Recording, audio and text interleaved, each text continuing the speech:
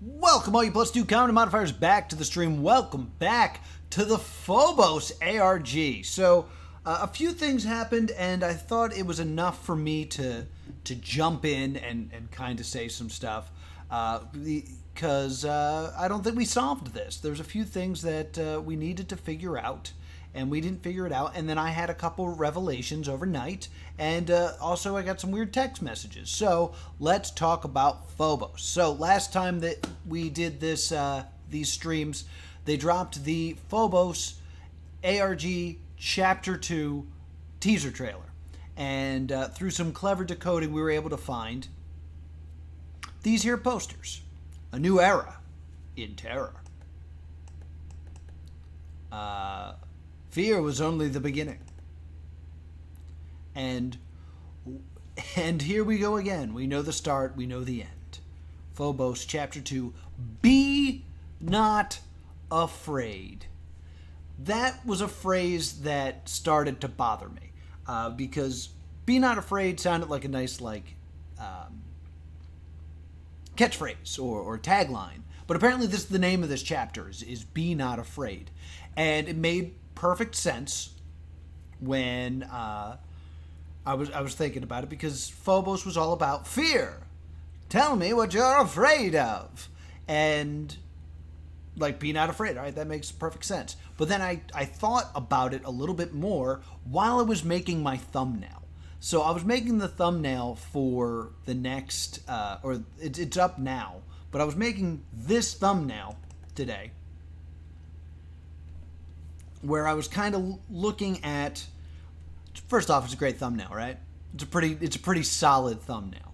But I made this thumbnail, and I was basically making the assumption that perhaps this new character that we found by brightening one of the shots with this weird ring over his head, and I kept calling it a ring. I'm sorry, Jack. I've been calling this weird ring over his head, and I was saying, maybe this is the character that is being drawn here, because it looks like there could be some sort of straps, there's this weird black part here over the eyes that, are going on here, and I kind of took this, belts over your face or things like that. But then, it dawned on me that the name of this chapter is Be Not Afraid, which is something that angels say. Be not afraid, for I bring God's light to you. What if this ring I keep referring to is a halo? Like he's an angel. And then maybe these are not the same character or anything like that, but perhaps it's one of those biblical angels that are just weird rings in an eye, So I think we're getting angels. That is my current theory. Not Master Chief, not the Flood. I think there's something about angels going on. So I wanted to make that connection. And then secondly, if you take, not this one, if you take these posters and save them, first off, they're called a really weird thing. And secondly, if you open them up in PhotoPig, like so, and you brighten them up, you get a message. Image.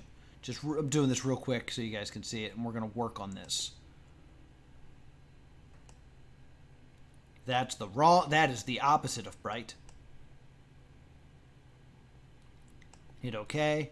Start to see this hand, maybe Left 4 Dead. Do this again just so you can really see it. Image, adjustments, brightness. Whammo, bammo. All right, so we found these messages here, and we could not decode them. Now, we know they're not a simple shift cipher because I got them written down here. These are the two from this poster, and then we have this other poster. The fact that we have two L's in a row in a three-letter word, that's not how words work. It's just not how words work. So I think these are some sort of Visioneer cipher, something like that. So we're going to try to figure this out, especially since now I have more tools at my disposal. So first and foremost, this is from a stream that will come out later that I was working on, the trial. We got these awesome tools that the fine people at Ignomatics made that I wanted to use to fully investigate these these images. We didn't get the EXIF data, so I want to do that. And I want to try to decode some more stuff. So let's do it. I need to bookmark these fantastic websites that they made, because they're fantastic websites. I've lost one of them. Damn it. Okay.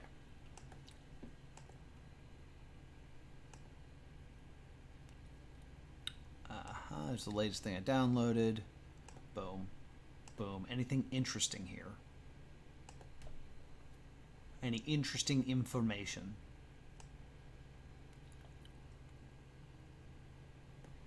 That's weird. The file name's also super weird.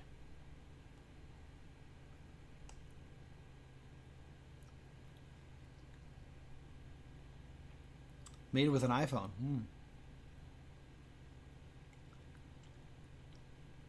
Alright, nothing too suspicious. But it was definitely worth looking at. What was that Ignomatics website? That's what we wanted to do. Alright, so let's try to brute force some of these codes. They don't have Visioneer, which is a little bit worrisome, but whatever. Thank you. Brute! I'm going to, while this is happening, save this website.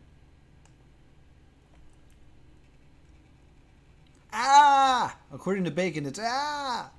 What was that? It's wow, this is a really great tool.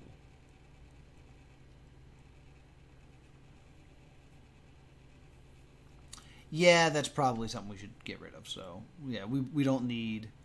What is Polybius? Because Polybius is a big part of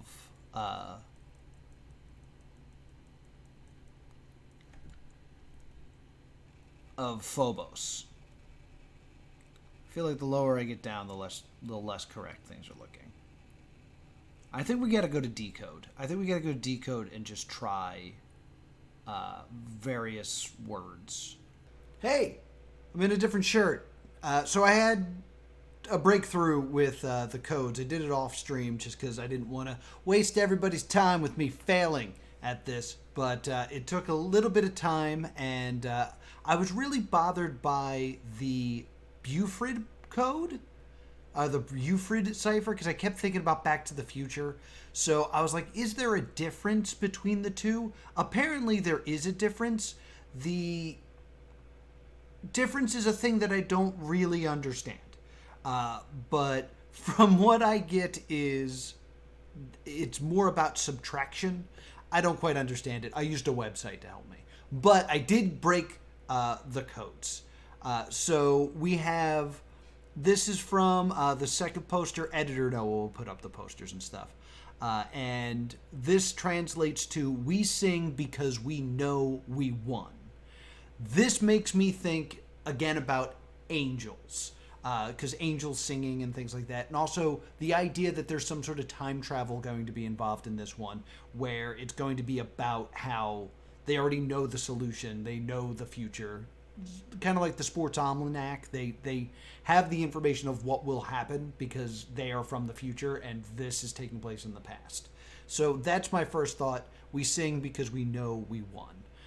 The next one I have is the truth about the Yurters in Temecula. Temecula is where it takes place.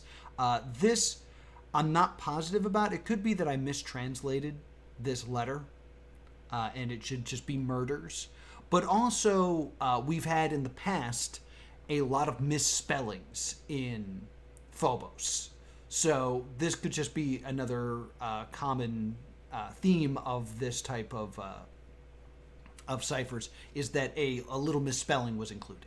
So that goes back to Season 1 where we were doing the glyph cipher. There would always be like 1 or 2 misspellings. So you couldn't use a machine to solve it. But I'm pretty sure this is the truth about those murders in Temecula. And then the other part is, it's your fault they're dead. They spelled "their" wrong. I'm a stickler for punctuation. That's always been my thing. And there should be one here. So there's two missing apostrophes. So like, and a misspelling. So like, I'm sorry, but A-. But we don't know who they're speaking to here. It's easy to assume it's Jonathan, just because there is a message for Jonathan in the other poster that says that you just left, you're no saint. But it could be that this is directed at us, that it's our fault that these characters that we are watching are going to die. Because it seems like a big trend of this is whoever they are that is speaking here, they know the future. So it's quite possible that the murders that they're talking about are these characters and they just haven't happened yet. It's in the past for them, it's in the future for us, and it's our fault. Or Jonathan's fault, or Timothy's fault, or I don't know, the gambler's fault. But I did finally crack these. It was a lot of sitting here trying different words. I felt like la la la had not been used like well enough, so I kept using la la la la la until we got it. So those are the codes. Thank you. I'll talk about this. So there's one frame outlines with a big eye on their like silhouette of the following characters: Garfield, a Lego man, Phinius, Springtrap, Danny Phantom, and a Creeper. So my first thought, of course, is to just take the first letter of each: G, L, P, S, D, C. Doesn't really do anything for us, right? But I had this thought recently. What if it's not Springtrap? It's William Afton, and we take the A. So then we have Afton. And then for the Lego guy, which it is clearly a Lego guy, we don't see hair, so it's probably not this person. But I was thinking, what if it was Emmet?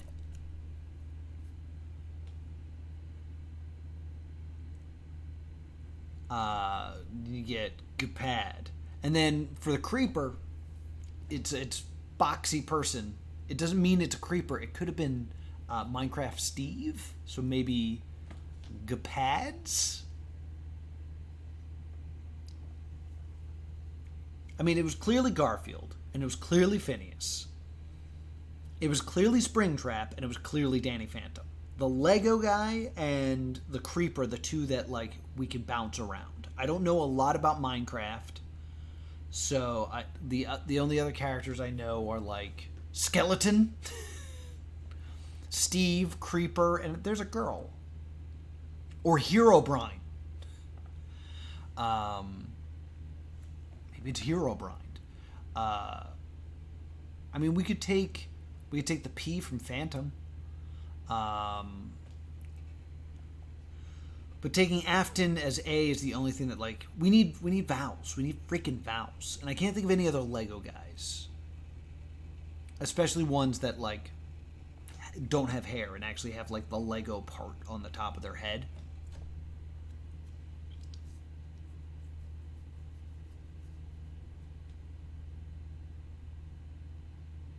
But this is all I got right now.